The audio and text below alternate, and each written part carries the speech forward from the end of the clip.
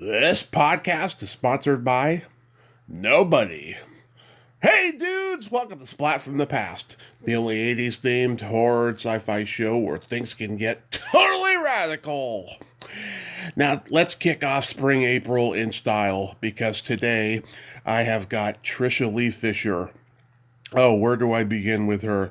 She's the younger sister of Carrie Fisher and Julie Fisher. She's the daughter of Eddie Fisher and Connie Stevens, and she's the wife of past guest Byron Thames, who connected us. And she's been in some great cult movies of the past. The Burt Reynolds classic Stick, Pretty Smart, Chud 2, Bud the Chud. She was Chatsy in Bring Me the Head of Dobie Gillis. She was in the Book of Love. And she's a very, very talented singer. She released an album back in 1990. And it's going to be a great conversation today. We're going to talk about a lot of that stuff. And I have been a fan forever. I can't tell you how much I am looking forward to this conversation. It's going to be so friggin' awesome. And I mean, she's showbiz history. I mean, she comes from a huge show business family. It's going to be a very interesting conversation. Also, this Friday, April 4th, I'll be dropping Ask Tommy number 10, where I answer frequently asked questions from both listeners and fans. I mean, fans and guests, sorry. It's going to be a toe curler. Also, happy birthday, Jennifer Rubin. Hopefully she's going to be coming back on soon. And she finally finished her movie that she'd been working on for, close to a decade. And it's making rounds in the film festivals. And I'm so proud of her. Happy birthday, my Taryn. Also, finally, rest in peace, Val Kilmer. What a tragedy. Top Secret, Real Genius, Top Gun, Willow, The Doors, Batman Forever, The Saint. I remember he did that TV movie, The Man Who Broke 1,000 Chains. I was 4 when that aired, and it aired a lot. It's really, really sad. He's an icon. Break on through to the other side, Val. Say hello to Jim. So yeah, here is my interview with Tricia Leigh Fisher.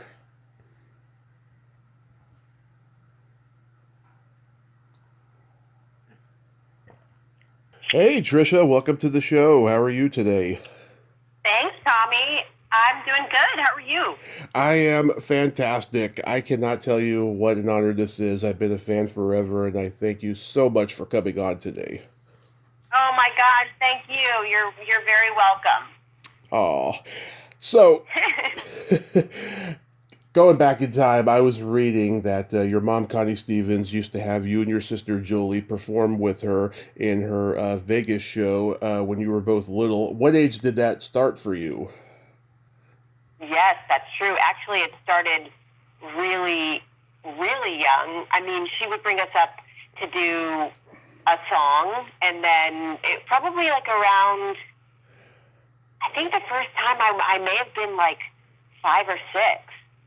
Wow. Very, very young. And we were very nervous, and we were singing some silly little song that went on and on forever. I'm sure, my mom was like, okay, great, girls, that's enough. And then as time went on, she would, just incorporate us in the show, and we would get an arrangement from, legendary arrangers like Don Costa, created some amazing arrangements for us with the orchestra, and we went on to just travel around with her and do a song in the show. And then later, when we were teenagers, we started singing backup for her.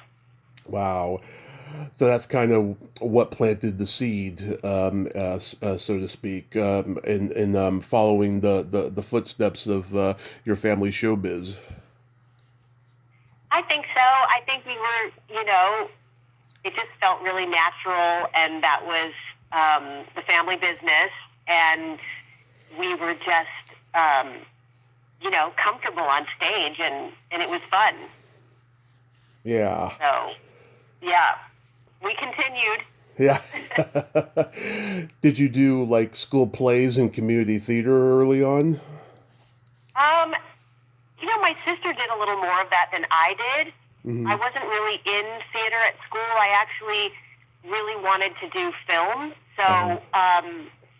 when I was, this is actually a crazy story, when I was 14 years old, Hmm. I was like almost 15, um, I went to a Kings game with my friend at the forum, Hmm. and my mom was friends with Jerry Buss, and got us in the forum club, and my friend and I were, we had these great seats, and we were all excited, and there was an agent. I guess he was an agent. I didn't know at the time. Sitting in front of me, he said, "Oh, you got a great look," and he said, "Are you an actress?" And I said, "Yeah, I'm an actress." I had never acted in anything before. I was like a teenager, and he said, "Well, here's my card, and give this to your parents." He didn't know who I was, and I'd love to send you out on some auditions. So I had my mom call. I said, "Please, Mom, call him. I want to do this." Hmm. And so she did. And he sent me out right away, like that week. He said, "There's a Burt Reynolds movie. There's a part of the daughter Hmm. in this film called Stick." Right. And I had never gone on an audition before. It was like a part, it was a part of my family, but I had never experienced it myself. And so I was very nervous. I went to the first audition with the casting director, and she gave me a callback, and the callback was on the lot at Universal, and it was Bert and the producers, and he started improvising with me. Hmm. And I didn't really know what was happening because it wasn't part of the sides, the script that I was holding, but I just went with it. Yeah. And they gave me the part in the room. Wow. Wow. So you went straight to films then? Yes, and that was my first movie, and I was so excited. And, it doesn't really go down like that anymore. No. Everyone has to jump through hoops, if they're lucky now. Back then, I mean, there was, I think, a lot more trust. I think, anybody could find anybody and they could be in a movie back then. It was just a much more different kind of world. Yeah, I mean, I don't know that anybody could be in a movie, but I think it was, yes, you could get discovered by, doing a great job in the room and having the energy be right and nailing it, whereas now with all the self-tapes and everything, Hmm. it's cool because you can do it as many times as you want and make sure you look good and make sure you do it right, but Yeah. you're completely missing out on, the whole vibe, which is so incredible about acting, is being in the moment, being present, feeling, getting feedback by the energy response to what you just did. And that just doesn't really happen that often anymore. Yeah. So that's a bummer. And sometimes you spend a lot of time working on it and you don't really even know who watched it or if they watched it. So that's what's different now. Oh yeah, there's no telling if anybody watched it now. Exactly. With Yeah. with the whole streaming thing, that's pretty interesting. Uh, but did you go to Oakwood? No. Oh, okay. No. I grew up in Malibu mostly. I Hmm. mean, I was, when I was younger, I lived, you know, in town in Holmby Hills, but then I moved to Malibu. I went to Our Lady of Malibu, Hmm. and I went to Marymount Junior School, and I lived actually in the fires just recently. Both of the houses that I lived in as a kid are gone, Oh, which is so sad. yeah. That town was just such a special, magical place, and it just really got decimated. So that was heartbreaking. But then I went to Beverly Hills High for high school. Oh, were you in the same class with like Pauly Shore and David Schwimmer? David Schwimmer's older than me, but Pauly Shore was in my class, yeah. And I actually knew Pauly from years before that, because his father, Sammy, who started the Comedy Store, Yep.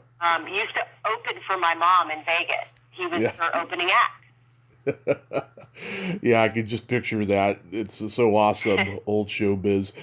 Yeah, my friend Claudia Wells was there. She was a few years older than both of you, and Oh, yeah, I know Claudia. yeah, she's awesome. The first Jennifer in Back to the Future. Yes, legendary. Yeah, I love her. So, is it true you didn't know that Carrie was your sister until you went to see Star Wars? It is true. I spent time with her when I was younger, but I didn't really, remember a lot of that because I was such a little kid, and I had very little interaction with my dad throughout my younger years as a little kid. So, I knew that he had a family, and, she wasn't famous. It was just like the other kids that he had, so I did kind of know, sort of. And then when I went to go see Star Wars, I was like, wow, it wasn't supposed to be this epic, iconic film that it turned out to be. They thought it was going to be like this sci-fi, one-off thing. They didn't know, like, the caliber of fame that this movie was going to get and everyone in it. So, yeah, I didn't really know much about her. I had my sister and I were just moving stuff out of my mom's house, and we came across these old photo albums, and, there was pictures of her as a kid with us as babies. But then there was like a large period of time where we really didn't interact with our dad that much, and neither did she until later. Yeah. So we both kind of, he had some troubled years. So then we all kind of reconnected. And when I was a young, like maybe about the age that I did the movie, 14, I started, spending time with my dad again in New York. And so I knew a lot more about her then, because she had my dad living with her for a period of time. So she was like much more involved with my dad, and that was our connection to each other. Obviously, we both had the same dad. Yeah, I mean, my mom and Debbie were very good friends. Very good friends. Yeah. I mean, I've talked about this with other people. I mean, that Star Wars phenomenon in 1977 was wild. I mean, going back to what I was saying before about how it's a different world now. I mean, I've seen footage of kids in line with their parents that were all the way down the block. And back then there was no internet. Everyone wanted to see what the fuss was all about with this movie. And it was just, no one had ever seen anything like it before. I know, and I felt that way too. I remember that, and I was so little, but it just had such an impact because it was like, it was just something so far-fetched and unique, and the effects and all that. It was very new, but it also had this heart to it, that I think everybody was just also moved by the story and the characters so much. Yeah, a few years ago, a book about Carrie's life and career came out called Our Blessed Rebel Queen, and I had one of the writers on here, and we did a loving tribute to Carrie, and Carrie had passed away just before she was going to go to this Comic-Con in the Bay Area that I was going to go to, and I was going to ask her, who's more fun to hang out with, John or Jim Belushi? But sadly... But sadly, I never got to, but I just always admired her. Do you have any, favorite roles of hers? I mean, obviously, Princess Leia is like the one. But I also loved her in, Harry Met Sally. Yeah. She just, everything that she did, she brought this. Oh, you know what I also loved was Catastrophe series that she did. That she was just, she was just such a uniquely funny and wise and ironic woman, and she was like that in life, and she was very generous with her time, and everything that she went through, she shared it, and was an open book, which I think was really helpful and trailblazing for a lot of people that were struggling with the same stuff. Yeah. She's just so inclusive, I will never forget that. It's funny, it's making me emotional even talking about it, because she just always brought everyone in, and it was like a hodgepodge of, at her parties and gatherings at her house, or just hanging out in her room on her bed. It's like the biggest stars, the most powerful people mixed with,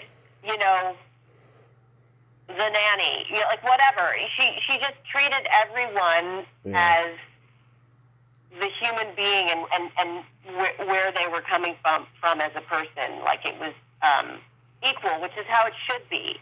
Right. And it's just rare when you're talking about someone who's very famous and, very wealthy and all that. It's like they don't have to share all that. I mean, they should, but a lot of times they don't. Yeah. I mean, she had that way about her that came through. When she had that talk show on Oxygen in the 2000s, I mean, you could just see who she is on that show and just how real she was, And I remember she had your dad on there, and it was so fun to see just the two of them banter back and forth on there. Oh yeah. Yeah. He was pretty funny too, Yeah.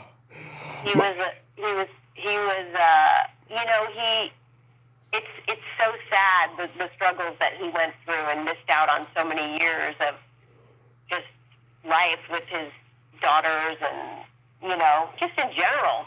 He was hiding away. So that always makes me sad when I think about it, because he was such a good person. He just had, flaws. Yeah, and he had such a great voice too. I mean, I think the crazy life that he led gets focused on more than his singing voice, and his singing voice was just so velvet. Like I listened to a couple songs the other night, like "Wish You Were Here," and I was like, oh yeah, oh my God, it is soulful. I mean, really, really soulful. And unique. Yeah. Yeah. Yeah, I agree. He was pretty spectacular as a singer. Yeah, my favorite roles of Carrie's. I mean, mine will always be Thumbelina in Fairy Tale Theater. She's just so wonderfully curious and naive, and yet she has a naughty twinkle in her eye. And I'm sure she cursed up a storm on that set. I'm sure. And of course, Jake's psychotic ex in the Blues Brothers. Oh my God! Oh yeah! What a role! What a role! Yeah. With those explosive devices. I just love it. And Yes. Your uncle John Megna was Dill Harrison To Kill a Mockingbird. Yes, yes. My Uncle John. I have a little movie card poster of that in my powder room downstairs. Oh. He was so cute in that movie. Yeah, he was also in the first movie I ever saw and got obsessed with, Cannonball Run. He tries to convince Bert Convy not to join the Cannonball before he rides his motorcycle off the airplane singing "I've Got to Be Free." Oh my God, I forgot about that. I need to show that to my kids. Yes. Did you ever see Boy in the Plastic Bubble? Yeah, I think I did once a long time That ago. was John Travolta. Yes, my mom always wanted to be Mrs. John Travolta. She like indoctrinated me into being a John Travolta fan. Yeah. Well, he God. was pretty great in like, Urban Cowboy, and Oh yeah. he was pretty amazing. Grease, Saturday Night Fever, all the early Of stuff. course. Yeah. You know, moment by moment, him and Lily Tomlin. That was a very interesting pairing. Oh, I don't think I know that one. Yeah, it was a huge disaster when it came out. It was directed by Lily Tomlin's partner in 1978, and yeah, it just didn't do well. It didn't catch on, but Oh, well, I gotta look that up. That's funny. it's an underrated movie though for sure. Was it a romantic thing between him and Lily Tomlin? Yeah, it's kind of a So there you go. That's the problem. yeah, it's kind of a romantic, drama. There's humor in it, of course, but Right. yeah, it was just a very interesting film that could only be made in the 70s. So going back to Stick, yeah, there's a YouTube channel called the Gator McCluskey channel that's dedicated to all of Bert's movies, and I watched the video about Stick, and apparently, Bert had trouble over the final cut of the movie with Universal, and him having a daughter wasn't even in the script nor the book, and so you were like added to it. They said. Yeah, I think they wanted to give him, like a little bit more heart, Hmm. and maybe there wasn't enough just grounding and feeling for his character, so they were trying to put that in there. But yeah, I have these pictures that he signed for me, and he was just the sweetest, coolest man. Hmm. I mean, he just took me under his wing and just made me feel so comfortable. It was like the first day on the set was the scene where it's like a massive shootout, where I'm kidnapped and I've Yeah. got to like dive down, and all these, bullets are flying, the squibs and the whole thing. And it was just like a little overwhelming, Yeah. It was my first day like ever being on a set. So, but it was so much fun. Yeah, I love in that diner scene. He's got that mound of French fries, and he uses a fork, and a hot dog falls out, and you start laughing, and then the scene's over. We had fun. Yeah. And actually, what my best friend at the time, my best friend's name was Leslie, and I Hmm. remember, she was so excited for me to get this part. We were kids, and I had to say, so and so, Jenny or whatever is waiting for me. I have to go. I Yeah. was like, can I please say Leslie? And they were like, sure, of course. So I said her name in the movie. Oh. She's like, I'm famous. Yeah. I remember when you guest starred on Our House, you played Shan Doherty's con artist friend with a drinking problem. Uh, Yes. Yes, I've been teased about that. why? Trying to get the tease. Well, it's just funny, Like it's just a funny thing to see me at that age, like Yeah. playing that part. Yeah, I mean, it's an episode I can relate to. I'm 10 years sober now following my car crash, and which Good is, for you. thank you. It's phenomenal, yeah.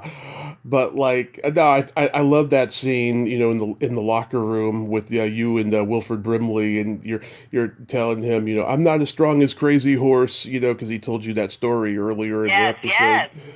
Yeah. I mean, I heard Wilford Brimley did not suffer fools. Like, did you see a lot of that? Was he like really strong? Oh yeah, yeah. I felt very very honored to work with him. He was amazing, and it was actually a really great guest star part. That was also back in the day when you could be somewhat unknown and go read for like a great juicy role and do a great job on the audition and get it. Mm-hmm. And that was one of those times where, you know, I was really excited to play that part because it was a juicy guest star. Yeah. And he was really, really amazing to work with, you know. Mm-hmm. Yeah, that was very helpful. That was a great show. It only lasted 2 seasons, but it was very memorable. Yeah. So I grew up watching USA Up All Night, and I remember seeing Pretty Smart on there. This came out during that period in the late 80s. There was all these like boarding house movies that came out, and this was one of them. And this one was awesome. I've talked to Tammy Hyler, who played the tour guide. She said she beat you out of playing the female lead in Slaughterhouse Rock, the next movie that Dimitri made. And probably because that was her boyfriend. Well, she didn't admit to that, so maybe. But what was that like, filming in Greece? It was really fun. It was, can you imagine? It was just basically this hotel, this gorgeous hotel where we were filming a lot of it as the boarding school, and it was just filled with all these girls that were, in their teens. Actually, I think I was the youngest person there. They were all in their 20s, and it was just so much fun. I didn't really get to see a lot of Greece because I was working every day and in every scene, and at the end of the movie, I just kind of wanted to go home. Mm-hmm. So I didn't really travel around and see the islands and all that, which I still want to do. Yeah. But it was so fun. My mom was very nervous about letting me go, and I was 17 years old. And it's so funny because, there was some nudity in this movie. Mm-hmm. And back then, in the 80s, a lot of these boarding school, all girl, a lot of these Porky's kind of movies, they showed a lot of boobs and all this stuff. Yeah. She basically went through the script. She's like, nope, not doing this.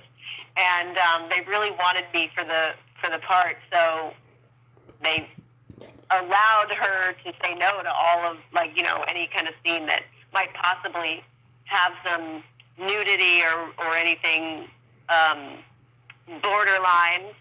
And so she also was really nervous about me being in Greece without her. So she sent a bodyguard. She put it in the contract that I had to have a bodyguard. Meanwhile, this bodyguard was one of her best friend's boyfriend, who was a karate, martial arts instructor. And his name was Jeff Speakman. Oh, yeah. He went on to star in a bunch of, martial arts movies. Mm-hmm. Yeah. So funny. But he was there, and he connected with all of those people that were making the movie, the producers and the director and all that, just by, he was there to watch out for me, and then he ended up kind of getting a film career going for himself, which was pretty cool.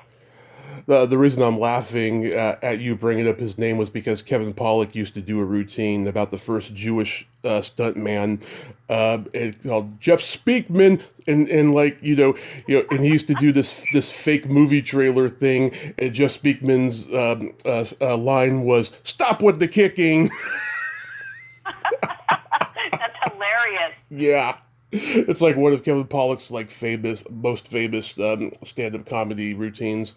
That's what made me think guy, of it. And I actually not long ago I was like, I wonder, if he I never really saw his movies. I was just thinking, I wonder if he's still, out there doing that.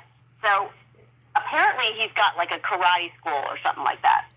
I didn't hear about that. Wow, that's amazing. Do you still talk to Patricia Arquette? From time to time, I do, yes. I love her so much, and that was actually, we really bonded making that movie. That was her first movie, my second movie. And, we were two 17-year-olds running around the streets of Athens. You know, it was drinking ouzo out of the mini bar. Yeah. We had a great time. Wild. Dennis Cole, he was the Robert Redford of TV. What was he like to work with? You know, I mean, he was fine. Mm-hmm. I think that it was probably like a little bit of a weird scenario because, you know, here he is with all these young girls and I don't know. It was he was okay. I get it. I didn't really hang with him. You know what I mean? I'm not going to say anything bad, but I did not really connect with him. I get it. And you got to sing the theme song, which is awesome. It's an awesome song. Was that like the first time that, you know, more people in the public got to hear you sing in a movie situation? I think so. Yeah, I asked to do that, and you know, I mean, yeah, that was it? Yeah, I guess that was like the first time I recorded, because I didn't have a record deal yet. I got my record deal like 2 years later. Mm-hmm. So, yeah. Yeah, that album you did in 1990 is wonderful. It reminds me of like early Madonna / E.G. Daily, the kind of club music that they were doing and stuff. So, what made you want to do that kind of music at that time? You know, honestly, I was very young, and it was like this opportunity that was presented to me. I did a demo, and the demo was Empty Beach, which ended up being the single, and I got a record deal from that demo. So it was basically, you know, following along the vibe and that song was, that we wanted to, like, build an album around that, and I ended up going to London, and I recorded with Stock Aitken Waterman at PWL, which is where they did, you know, Rick Astley and Kylie Minogue, which is kind of the vibe of the record that I made.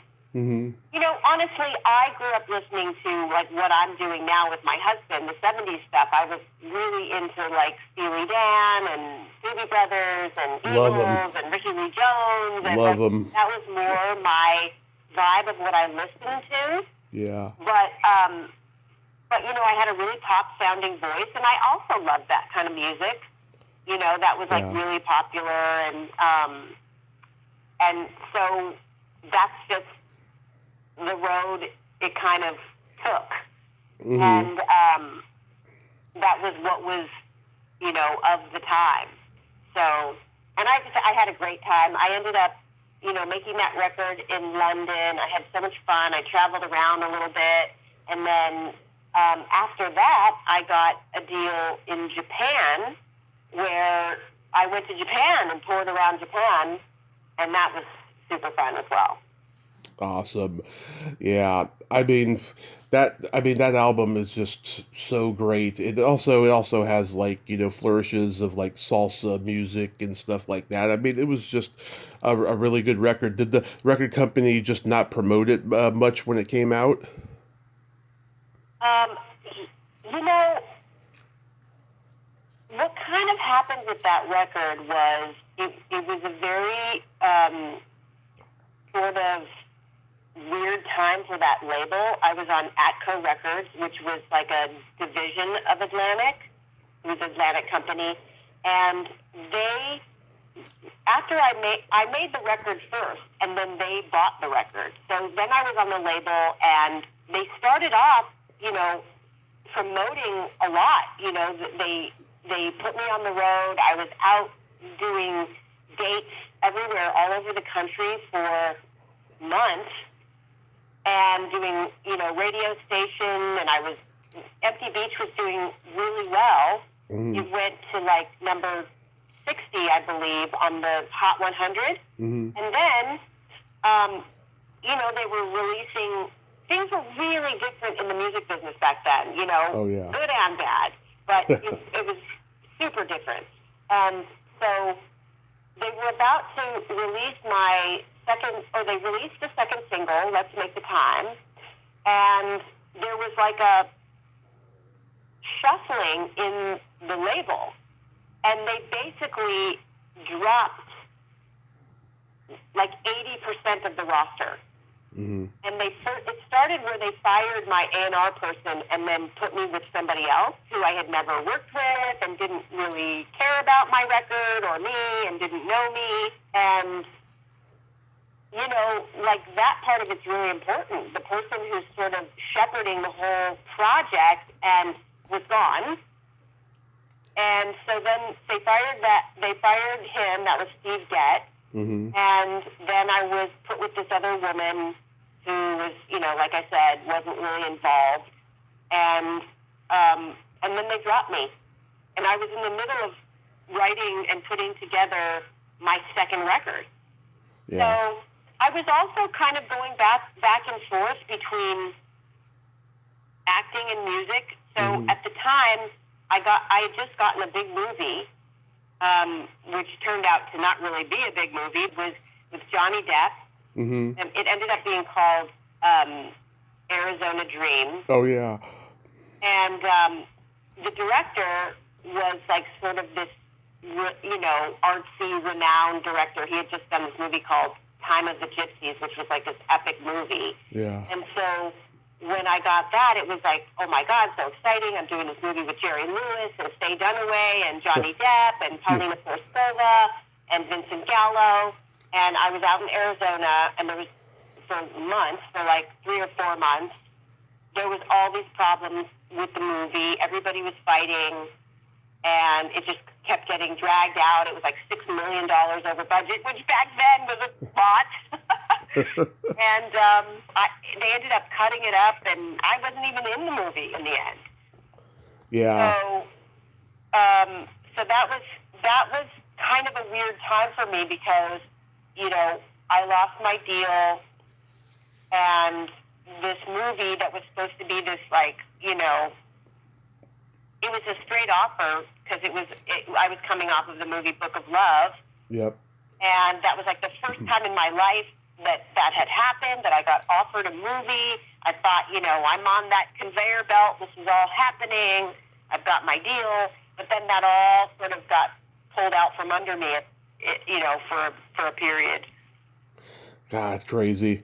Yeah, back then you had to either be, you know, one thing, either an actor or a singer, or if you're an actor, you had to do TV or film. It was just a weird box thing that they did back then. It really was. And then people would always say to me, you know, well, what do you like better? Well, what do you want to do more? What do you know, and it was like, I always felt like I was having to choose. And I always felt like people were sort of pressuring me to choose. And nowadays, you know, it's great if you can do everything. And I was trying to do everything. I was trying to incorporate it all. And I, you know, it probably would have been a lot easier if you know, things were like they are now. Yeah. Yeah, I used to watch The Many Lives of Dobie Gillis on Nick at Night when I was a kid, and I saw Bring Me the Head of Dobie Gillis when it first aired, and they used to rerun it all the time, and I just always loved that girl Chatsy that you played in it. I just, you know, with you and that beret that you had on, and just, I always loved the tomboyish girls that loved the nerd, because I'm a nerd myself, you know. I love that. You know what? I loved that. I loved that movie, and I loved that part. Yeah. Scott Grimes, he was so great. We had so much fun. Yeah. And the dance number that we did, oh my God. Yeah, you sang with him, and do you remember the naughty word? Do you remember the naughty words that you whispered to him that said out loud afterwards? Chemisol, garter belt. He's got a great voice, Scott. I mean, he is a wonderful singer. Yeah. Yeah, I mean, I've seen it so many times, and I just love it. And your mom plays an evil lady in this. Yes. This was right after. Like gorgeous. Yes, well, she's always gorgeous, but this is right after Back to the Beach. In that movie, she started off unlikable, but then she got redeemed at the end and everything. But she's great in this movie, and I personally would have went for Chatsy instead of Lisa Wilcox. I'm a little biased because I've had a couple bad experiences with her, but Hell yeah, Chatsy was great. She was more fun. Yeah, a lot more fun. And Steve Franken, of course, was Chatsworth. And, he said, burrito. And you said, it's burrito, Daddy. I got to rewatch that movie. Yeah, it's on YouTube. I know that. I'm going to check it out. Yeah, you should. It's timeless. You were on one of my favorite episodes of Growing Pains. It was the nude photo episode. I remember when that first aired, and I was like, oh my God, they going to show a naked girl on TV? I was like 5 at the time. I know. I was like, how the hell are they going to do this? Yeah. This is crazy. I had on it was like a flesh-colored, little thing, like a leotard, like a strapless leotard thing behind that little door. But yeah, pretty funny. It was a good experience overall. Yes, it was, and it's funny. I guess Kirk Cameron's very religious now. Yeah. Really interesting situation there. Yeah. Yeah, I don't know. I've never seen him again. I've never run into him. And I've run into everyone.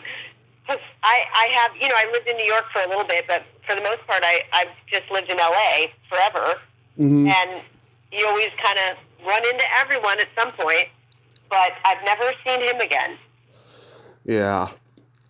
And I've talked to many from Chud 2, Bud the Chud, and they're all embarrassed by the movie. Can I add you to that list? Yes. Well, my most embarrassing thing about that movie, mm-hmm. besides running in a bathing suit, screaming and all of that, and just the silliness of it all, is the scene where I'm driving the van, mm-hmm. and when we went to the the screening of it, the way they cut it together, they just kept cutting to me looking over and talking to Bill Calvert or Yeah. Brian. I don't remember who I'm talking to in the scene because I haven't seen it in a long time, but every time they cut, I looked over at him, so it looks like I never ever look at the road. Yeah. And I'm moving the steering wheel, looking the opposite direction. I was like, oh, dear God, Tricia, please glance at the road. Yeah. And I never did. Nope, I just looked to the side, never looked at the road, was driving without looking at the road. And they spared you of having a scene where your brains are eaten. Instead, it happened off screen. They showed the aftermath of it. Oh, God, I don't even remember that. Yeah. But I do, I mean, it's funny because there was a lot of, people are fanatical about horror movies. People in that genre are that love that. Oh, yeah. It's like a whole culture, crowd of people. And so they were just, doing interviews and all excited about this sequel, but it was nothing like the first one. It was, it was campy. Yeah, I mean, I'm a huge horror fan, but I'm not fanatical like a lot of fans are and stuff. Those people generally scare me both personally and just I see what they write online and I'm like, oh my God, these people are just misguided in a lot of ways. Yeah, I mean, it's a funny thing to be, fanatical about, but yeah, I don't think that this movie, lived up to the expectation. No. Of that cannibalistic humanoid underground dwellers. The first one's a classic, though, with John Hurt and Daniel Stern. Yes, I like that I one. know. I wish this one would have been like, serious and scary. Yeah, the first one is a classic. I've talked to Bo and Keith about Book of Love. I used to see it all the time on Showtime when I was like 9. What was that experience like? That was just an absolutely amazingly fun experience.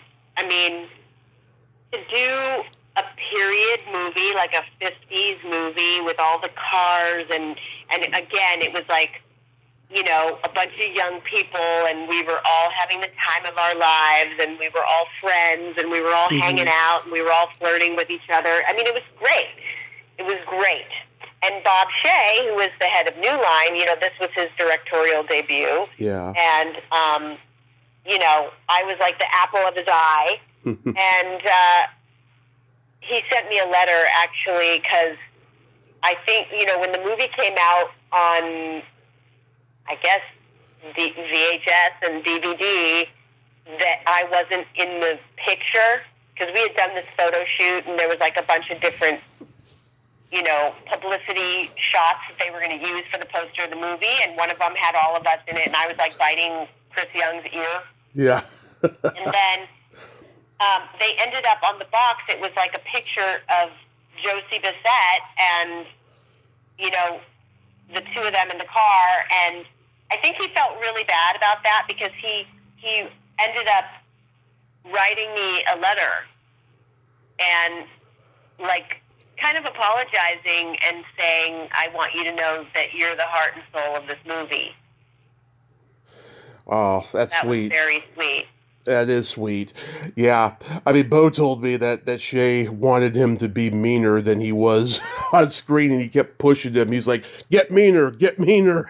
Well, yeah, because I think that he was kind of basing a lot of it on the experience, like his memories and the experience of his life. And it's like when you're talking about, the town bully, like, the big Italian, tough guy. Yeah. Like in real life, I'm sure it was scary. He wanted to create that vibe. That's funny. Yeah, and Bo is just the sweetest guy in the world, so it didn't come natural for him. But he was known for playing jerks in movies back then, like he did The Heavenly Kid, and oh my God, yeah. He was such a jerk in that movie, and he ended up in a big old cake. What's so funny is that Bo is like the complete opposite of that. It's funny that he kept getting cast as those roles because I guess he kind of had that look, but he is like literally the nicest person ever. Yeah. He surprised me because every once in a while I'll meet an actor who is known for playing jerks, and they'll kind of be like that. They'll have this dickish alpha quality about them, which translates well on screen, But then once in a while, guys like him will just surprise me, like totally surprise me. Yeah. But Gina Gabuch is a great character because she doesn't have a line for almost an hour into the movie, and we assume she's a tough girl like her brother, but then when she does start talking and she goes to the prom, she's vulnerable and sweet under the toughness, and that prom dress you had was cute. I don't think I was a huge fan of it, but it was definitely of the period. Yeah. Apparently, there's a raunchier version of the movie on DVD. I gotta get it because. Oh, really? Yeah, I'm just tempted to see what it was. I mean, the only raunchy thing I remember from it is when Danny Nucci has the lit candle up his ass. Well, that was it wasn't him. It was Brian Evans. Oh, okay. I knew it was one of the two. Yeah, Danny Nucci is the one who basically like pleasures himself in class. Yes. That's probably like, I don't know, maybe there's a raunchier version of that scene. And there was like, what else was there? There was, I don't know. I'm curious too. Yeah, I don't know, but I thought that was interesting, because you remember it a certain way, throughout your life, and then when you find out there's a new version of it, you're like wow, I gotta see that because I know. it's like wow. I thought you did a great job of playing Heidi Fleiss, which is I thought you were an interesting choice because you're more gorgeous than Heidi Fleiss, so I can't Thank imagine. you. Of course, I can't imagine, you know, why they would cast you. You don't. I mean, you don't resemble her per se, but I thought that was really interesting. You were an interesting choice to play her. At that time, there was like literally a, city-wide audition. Everybody went in on that part. Everyone. Hmm. And so I guess I just nailed the energy of her. And, it was a TV movie of the week. It was the Hollywood version. They always tried to put somebody attractive in the leads of those movies just because, more people will watch, I guess. I have no idea. But that was a really fun movie to make. And Jenny Crystal, her name is Jenny Foley now, but Hmm. we ended up becoming very close. She was in my wedding and everything, and I was in hers. She played my sister in that movie, so that came from that. And it was just, that was a very, very cool experience. That was my first time playing somebody who, was a real person and trying to do that authentically. She actually had her store, Heidi Wear. Remember, she had like the boxers. Yeah, And, I don't know if you know that, but I she do. had a store on the Santa Monica Promenade. Hmm. And my acting class was down the promenade from there. So I went to the store and would like pretend like I was shopping around and then would like watch her and check her out. And then after I got the job, I actually introduced myself to her and told her. Wow. And what'd she say? She didn't really. She was like, oh, she didn't really say much. I think that she was probably, like you said, flattered that they at least hired somebody who looked good, Yeah. But yeah, she didn't really say much. She was just kind of, nice to meet you, or oh, that's wow. Yeah. And you also had the awesome Cindy Pickett playing your mom in that. I talked to her recently. She's great. Love Cindy Yeah, great lady. and Michael Gross. Michael Gross from Family Ties. Yeah. Yep. Yeah, I remember flipping through the channels the night that aired. I was like 12 at the time, and I see the dad from Family Ties saying, "What are we gonna do with Heidi?" And I was like, "What's this?" And then I find out it's the Heidi Fleiss story. I'm like, "Wow, this is a far cry from Family Ties." I know. Well, I mean, he plays the innocent dad, doctor, which actually Paul Fleiss, it was kind of like seen through his perspective Hmm. storyline. I think they redid it in a way where they released it like in other countries where it was more just the Heidi Fleiss Hmm. story, and they recut it a little bit. But Paul Fleiss was actually a very renowned doctor in LA for, being very, I want to say, anti-vaccines, maybe? Yeah, I think you're right. Yeah, I remember he was anti something in the medical industry. Yeah. Just a little more like holistic kind of doctor. And, he was all about, maybe he wasn't anti-vaccines, but I think he was like open to not vaccinating. And he also was into like sleeping in the bed with your kids, till they were like 12, something like that. Oh yeah, I did that. I probably stopped after like 8 or something like that. I, Yeah, I mean, your parents' bed is like way more comfy and has like the best the best sheets and everything. It's more comfy. Yeah. How was working with the Lawrence brothers on Brotherly Love? Great, Mm-hmm. I mean, so long ago, my God. It's hard to, you have images of these experiences, but then it's like, wow, that was a long time ago, another lifetime, Yeah. I haven't thought about that in a long time. Yeah, you played the hot teacher, and Yes. he daydreams that you're in a revealing outfit and you're barking like a dog. Yes. It's so funny. I generally got cast in these kind of, out there parts. Well, that's good. I think I was very daring. Well, you got to challenge yourself, Yeah. It was fun. It was like, it reminds me of also the episode I did of Pearl. Did you ever see that one? It was with Pearl. Rhea Perlman. Oh. And I played Dash Myhawk's wife.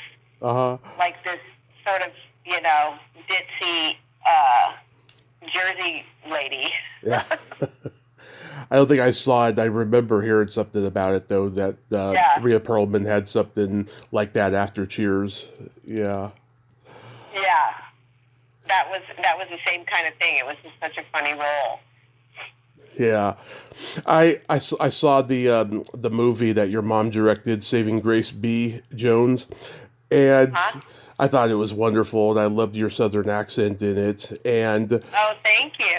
Absolutely. And another guest of mine who actually commented on my promotional status of you coming on today, Melinda Chilton, was in it. Oh, yeah. Yeah, tell me about working with her. She was awesome when I talked to her recently. She's a doll. She's so sweet and so funny. We had such a great time. I love being on location in a small town because you really bond with all the actors, and you end up like becoming like a real family with the crew and the actors. It's just a different experience than when you're driving from your house and you're stepping back into your life. But when you go on location, and especially in a small town like Boonville, Missouri, there's nothing to do, nowhere to go but be with each other.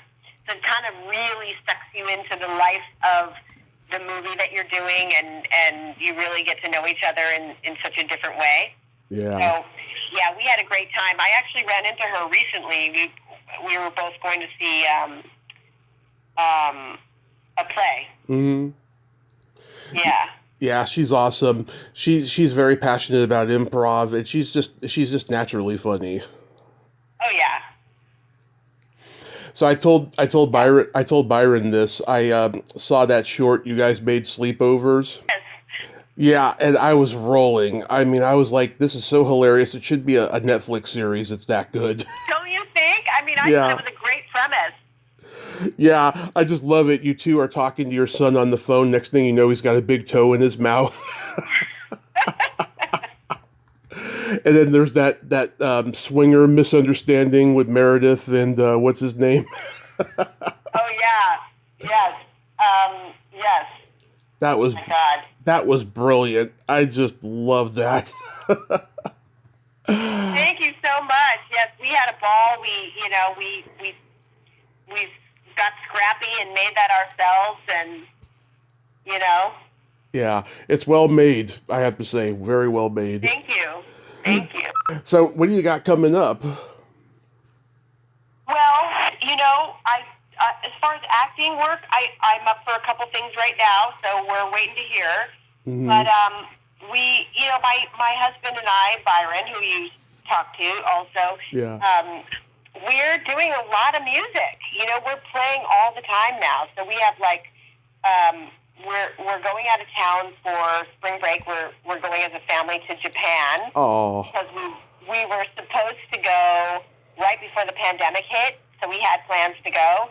And they're very excited about that. We finally got it rescheduled. And then we just have a bunch of gigs, all through the summer, and doing a lot of music with our band. and we're really having fun with that. It's like, you know, both Byron and I hadn't been doing music in a long time. We, you know, here and there, we did a little something together. We would record a song or whatever, but we weren't really playing out and, you know, having the experience of being with a band. And now we have this huge band. We have horns, and it's like a 9-piece band. Yeah. And we're just having a ball playing, you know, our 70s music, and we have great arrangements and top-notch musicians. So that's what we're up to. Yeah, I've seen the videos of you singing and him playing guitar or whatever, and it's just it's so adorable seeing you two be creative that way. Thank you. I mean, we are just like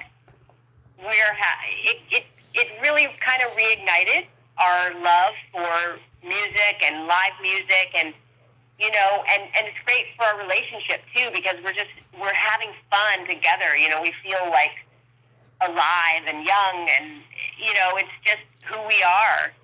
And we had sort of put that aside, and you know, I've been taking care of my kids for 20, you know, my middle son is 20 years old now.